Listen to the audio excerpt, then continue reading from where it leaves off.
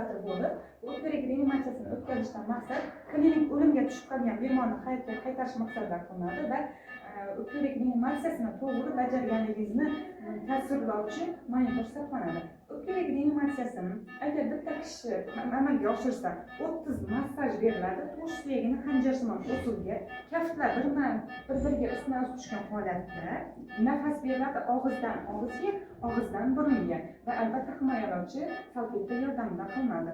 Agar ikkita kishi amalga oshirishda shuni 15 massaj beriladi, bitta nafas beriladi. Bu holat ya'ni 4-5 marotaba takrorlanadi. Takrorlanganda bemor hayotga qaytganligini ishonch hosil qilish uchun bo'yin arteriyasi va qorachiqlardan ham bilsa bo'ladi. Demak, biz hozir ishni boshlaymiz.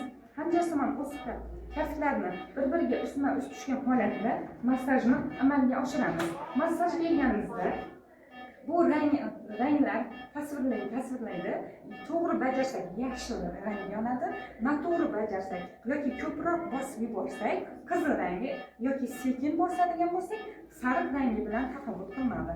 Massaj berganimizni to'g'ri bajarganligini bu biz indikator orqali ko'rishimiz mumkin.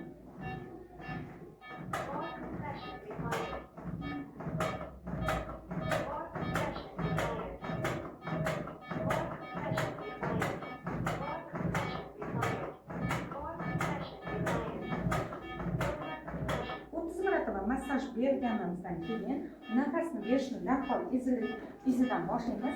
Nafasni berishda og'izdan og'izga amalga oshiradigan bo'lsak, biz burunni mahkam siqib turgan holda, nafasimiz burundan chiqib ketmagan holda amalga oshirishimiz kerak.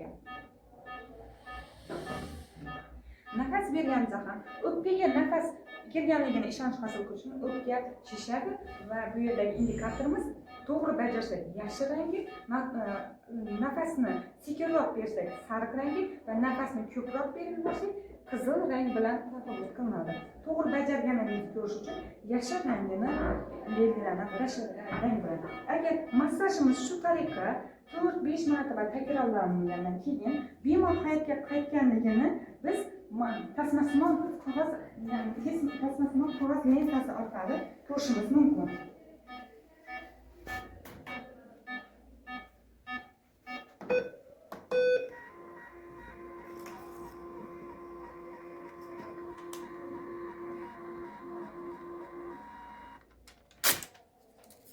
Bu tasmasimon qog'ozimizda nechta to'g'ri bajarganligimiz, nechtasi nafasimizni noto'g'ri, nechta massajimiz noto'g'ri yoki to'g'riligini qog'ozda aks ettiriladi va qog'oz orqali ko'ramiz. Bunda bizga bu monitor indikator to'g'ri bajarishni va o'rganishni hamda tasmasimon lentada bemor hayotga qaytganligini ishonch hosil qilib o'rganishimiz mumkin.